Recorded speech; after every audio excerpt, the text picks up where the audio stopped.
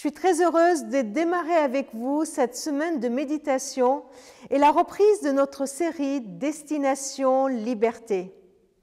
Nous avions suivi les 2 premières saisons l'année dernière à l'automne 2020 et nous voilà maintenant dans la 3e saison Destination Liberté.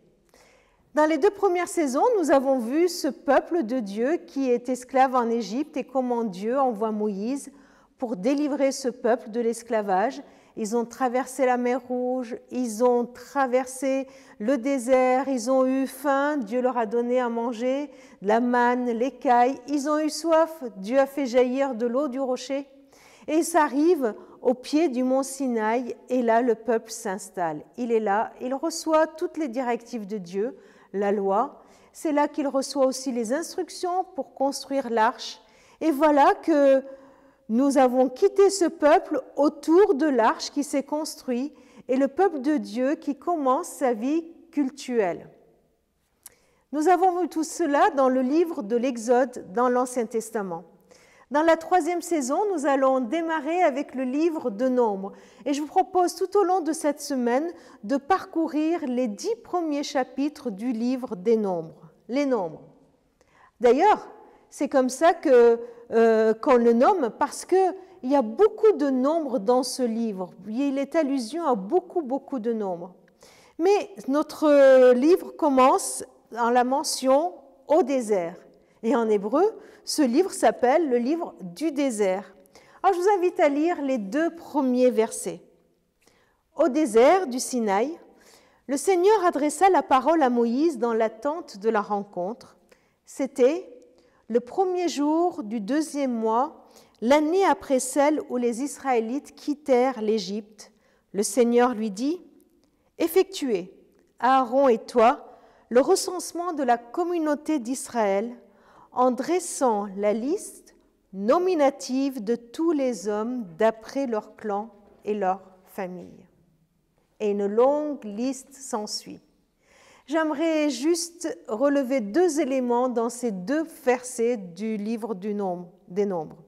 Tout d'abord, une indication chronologique. Nous sommes la 2e année après la sortie d'Égypte, le 1er jour du 2e mois. Donc ça fait 1 an et 2 mois qu'ils sont sortis d'Égypte. Plusieurs événements importants viennent se dérouler dans ces jours-là. Dans le 1er mois, le 1er jour du 1er mois, on voit le montage, la consécration du sanctuaire, la venue de la nuée. Et nous voyons qu'il y a des moments bien importants dans la vie du peuple de Dieu, dans les étapes importantes de leur vie, où une date est mentionnée avec précision, même le jour est indiqué. Pourquoi ? Pour nous rappeler qu'il est important de noter les différentes étapes de notre vie, parce que ces temps-là sont marqués par Dieu. Importance de célébrer ces anniversaires, de nous souvenir des étapes marquées par Dieu, qui va nous apprendre quelque chose, qui va se manifester d'une façon toute spéciale. Un autre détail me touche dans ces 2 premiers versets, et tout le chapitre va mettre cela en évidence, c'est l'histoire de Nombres. Chacun est compté. Pourquoi ça me touche ? Parce qu'on pourrait croire que chaque individu est noyé dans la masse, un peuple nombreux, une grande église, une grande ville, des milliards d'êtres humains sur terre. Et on pourrait croire que chacun de nous sommes noyés dans une masse. Eh bien, il n'en est rien. Le Seigneur demande que le comptage se fasse clan par clan, famille par famille et tête par tête. Le but n'est pas uniquement de compter le nombre de personnes qu'il y a dans le peuple, mais de noter le nom qui indique l'identité de chaque personne. Une manière de rappeler que dans ce grand peuple, chaque individu compte. Aucun ne peut être ignoré.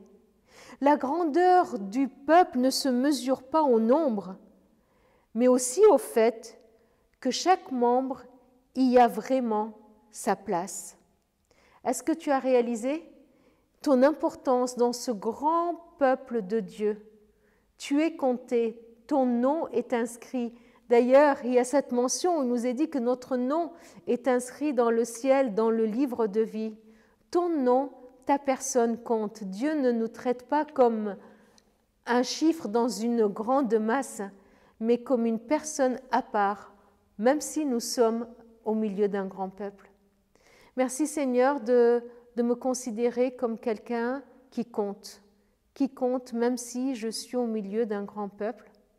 Et je voudrais te prier aussi pour que tu nous aides à nous souvenir de chaque étape de notre vie, pour qu'on puisse te dire toute notre reconnaissance de ce qu'on a vécu, toute notre reconnaissance de ce que tu nous as révélé de toi et de nous dans chaque étape de notre vie. Que nous puissions vivre cette journée, Seigneur, comme un jour où notre présence compte au milieu de nos amis et dans notre travail. Amen.